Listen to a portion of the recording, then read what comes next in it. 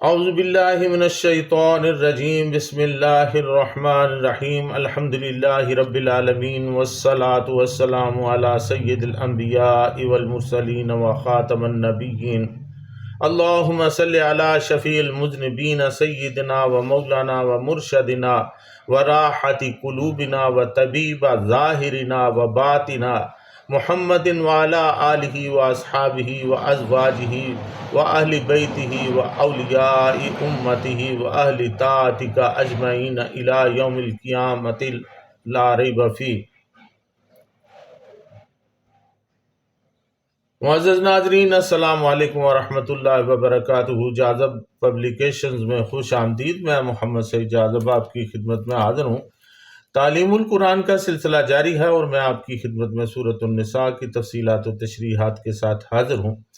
آج کی نشست میں سورۃ النساء کی آیت نمبر 66، 67 اور 68 شامل ہیں۔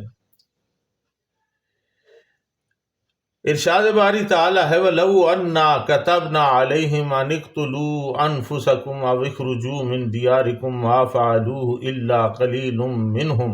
وَلَوْ أَنَّهُمْ فَعَلُوا مَا يُوعَظُونَ بِهِ لَكَانَ خَيْرًا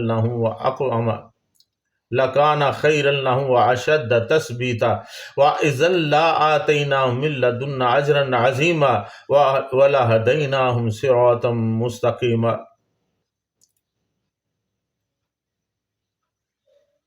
اور اگر ہم ان پر یہ فرض کر دیتے کہ وہ اپنے آپ کو قتل کر لیں یا پھر اپنے گھروں سے نکل جائیں تو ان میں سے کوئی بھی یہ حکم بجا نہ لاتے سوائے ان چند لوگوں کے، اور اگر وہ حکم بجا لاتے جس کی انہیں نصیحت کی گئی تھی تو یہ ان کے لیے بہتر ہوتا، اور اس طرح وہ سختی سے اللہ تعالیٰ کے احکام پر ثابت قدم ہو جاتے، اور اس وقت ہم بھی انہیں اپنے پاس سے اجر عظیم عطا فرماتے اور انہیں سیدھا راستہ بھی ضرور دکھاتے۔ وَلَوْ أَنَّا كَتَبْنَا عَلَيْهِمْ أَنِ اقْتُلُوا أَنفُسَكُمْ أَوْ اخْرُجُوا مِنْ دِيَارِكُمْ مَا فَعَلُوهُ إِلَّا قَلِيلًا مِّنْهُمْ، اور اگر ہم ان پر یہ فرض کر دیتے کہ وہ اپنے آپ کو قتل کر لیں یا پھر اپنے گھروں سے نکل جائیں تو ان میں سے کوئی بھی یہ حکم بجا نہ لاتے سوائے چند لوگوں کے۔ ناظرین، کاتبہ کا لغوی معنی لکھنا ہوتا ہے، لیکن یہاں پر اس کا مطلب فرض کرنا ہے۔ علیہم کی ضمیر منافقین کی طرف ہے جن کا ذکر سابقہ آیات میں چلا آ رہا ہے۔ یعنی جب معمولی سی آزمائش آتی ہے تو ان کے ایمان کی قلعی کھل جاتی ہے۔ اگر ان کا شدید امتحان لیا جاتا تو گنتی کے چند آدمیوں کے علاوہ سب فیل ہو جاتے، اور صحابہ کرام رضوان اللہ عنہم علیہم اجمعین نے جب یہ آیت سنی تو بول اٹھے لو فعل ربنا لفعلنا، اگر ہمارے رب نے ہمیں یہ حکم دیا تو ہم ضرور تعمیل کریں گے۔ ناظرین، حضور صلی اللہ علیہ وسلم نے جب اپنے صحابہ رضی اللہ تعالی عنہم کا یہ جواب سنا تو اس کی تصدیق کرتے ہوئے فرمایا الایمان اثبت فی قلوب اہلہ من الجبل الرواسی، اہل ایمان کے دلوں میں ایمان مستحکم پہاڑوں سے بھی زیادہ مضبوطی سے جا گزی ہے۔ ناظرین، حضرت مولانا صوفی عبدالحمید سواتی رحمۃ اللہ تعالی علیہ لکھتے ہیں کہ جیسا کہ بنی اسرائیل کو حکم دیا گیا جب انہوں نے بچڑے کو معبود بنا لیا تھا، حضرت موسیٰ علیہ السلام نے اللہ تعالیٰ کے حکم کے مطابق ان سے کہا کہ تم نے بچڑے کو معبود بنا کر اپنے آپ پر ظلم کر لیا ہے، لہٰذا اب اس کا ازالہ یہ ہے کہ تم اپنے رب سے توبہ کرو اور فَاقْتُلُوا أَنفُسَكُمْ، اپنی جانوں کو ہلاک کرو، یعنی اپنے آپ کو ہلاک کرو، یعنی ایک دوسرے کو مارو۔ اس کی پوری تفصیل سورہ بقرہ میں آیت نمبر 54 کے سلسلہ میں آپ کی خدمت میں عرض کر چکا ہوں۔ اسی لیے یہاں پر فرمایا کہ اگر ہم تم پر خودکشی فرض کر دیتے یا اخرجوا من دیارکم، اپنے گھروں سے نکلنے کو ضروری قرار دے دیتے، تو ما فعلوہ الا قلیلا منہم، سوائے چند لوگوں کے وہ ایسا ہرگز نہ کرتے۔ یعنی صرف چند لوگ ہی اس حکم کو مانتے، باقی لوگ اس حکم کو نہ مانتے اور روگردانی کر دیتے۔ ناظرین، مولانا عبد الرحمن کیلانی رحمۃ اللہ علیہ، یہ اہل حدیث عالم ہیں، یہ لکھتے ہیں کہ ایسے منافقین جو رسول اللہ صلی اللہ علیہ وسلم کے فیصلہ کو قبول کرنے پر آمادہ نہیں، اگر ہم کسی بنا پر ان پر قتل واجب کر دیتے، یا جیسا کہ بچڑا پوجنے والے پر واجب کیا تھا، یا یہاں یعنی مدینہ سے کسی اور جگہ نقل مکانی یا ہجرت کرنے کو کہتے، تو اس قسم کی قربانیاں یہ لوگ کیسے بجا لا سکتے تھے؟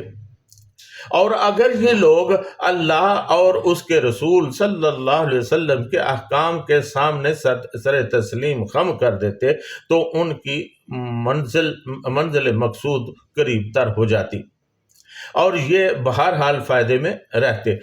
یہاں دنیا میں بھی باوقار زندگی نصیب ہوتی اور آخرت میں بھی بڑے اجر کے مستحق ہوتے۔ وَلَوْ أَنَّهُمْ فَعَلُوا مَا يُوعَظُونَ بِهِ لَكَانَ خَيْرًا لَهُمْ وَأَشَدَّ تَثْبِيتًا، اور اگر وہ حکم بجا لاتے جس کی انہیں نصیحت کی گئی تھی، تو یہ ان کے لیے بہتر ہوتا اور اس طرح وہ سختی سے اللہ تعالیٰ کے احکام پر ثابت قدم ہو جاتے۔ یعنی جس بات کی نصیحت کی جا رہی ہے، یہ منافقین اس پر عمل کر لیتے، اللہ تعالیٰ اور اس کے رسول صلی اللہ علیہ وسلم کی اطاعت کرتے، اپنے معاملات رسول اللہ صلی اللہ علیہ وسلم کے پاس لاتے اور قرآن و سنت اپنی آخری پناہ گاہ بنا لیتے، اور پھر وہ اس پر ثابت قدم بھی رہتے، تو یہ ان کے لیے بہتر ہوتا۔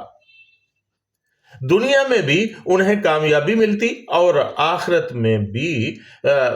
وہ فلاح پاتے، یعنی یقینی کامیابی انہیں نصیب ہو جاتی۔ وَإِذَا لَآتَيْنَاهُم مِّن لَّدُنَّا أَجْرًا عَظِيمًا، اور اس وقت ہم بھی انہیں اپنے پاس سے اجر عظیم عطا فرماتے۔ وَلَهَدَيْنَاهُمْ صِرَاطًا مُّسْتَقِيمًا، اور انہیں سیدھا راستہ بھی ضرور دکھاتے۔ مقصد یہ ہے کہ تعمیل حکم کی صورت میں انہیں دنیا میں صراط مستقیم حاصل ہوتا اور جس پر چل کر وہ کامیاب زندگی گزار سکتے تھے، جبکہ آخرت میں وہ اجر عظیم کے مستحق ٹھہرتے۔ اس طرح دنیا اور آخرت دونوں مقامات پر کامیاب و کامران ہوتے۔ ناظرین، پارہ نمبر 26 سورہ محمد آیت نمبر 17 میں ارشاد باری تعالیٰ ہے، وَالَّذِينَ اهْتَدَوْا زَادَهُمْ هُدًى وَآتَاهُمْ تَقْوَاهُمْ، جو کوئی ہدایت کے رستے پر چل نکلتا ہے تو اللہ تعالیٰ اس کے لیے ہدایت میں اضافہ کر دیتا ہے۔ صراط مستقیم ہر مومن کا مطلوب و مقصود ہے، جس کے حصول کے لیے ہر نماز میں دعا کی جاتی ہے، اہدنا الصراط المستقیم، اے اللہ ہمیں سیدھا راستہ دکھا۔ جسے یہ چیز معلوم ہو جائے اس کے لیے بہت بڑی کامیابی ہے۔ ناظرین، اللہ اور اللہ کے رسول کے احکامات پر عمل کرنے میں ہی عافیت ہے۔ اللہ نے ہمارے لیے بہت سے بہترین راستے متعین کیے ہیں، کامیابی کے راستے جن پر چل کر ہمیں دنیا اور آخرت کی کامیابی نصیب ہو سکتی ہے۔ تو ضروری ہے کہ ان احکامات پر عمل کیا جائے، ان راستوں پر چل کر دیکھا جائے اور چلا جائے جن پر چلنے کے بعد کامیابی کی منزل ہماری منتظر ہوگی۔ اللہ تعالیٰ سے دعا ہے کہ اللہ تعالیٰ ہمیں کامیابی کے اس سفر کی توفیق عطا فرمائے، اور اللہ تعالیٰ ہمیں آقا دو عالم صلی اللہ علیہ وسلم کی سنتوں پر عمل کرنے کی بھی توفیق عطا فرمائے، صحابہ کرام رضوان اللہ تعالیٰ علیہ مجمعین کے نقش قدم پر بھی چلنے کی توفیق عطا فرمائے، اور اللہ تعالیٰ ہمیں ان لوگوں کا ایک راستہ اپنانے کی توفیق دے جن پر اس کا انعام ہوتا ہے، اور ان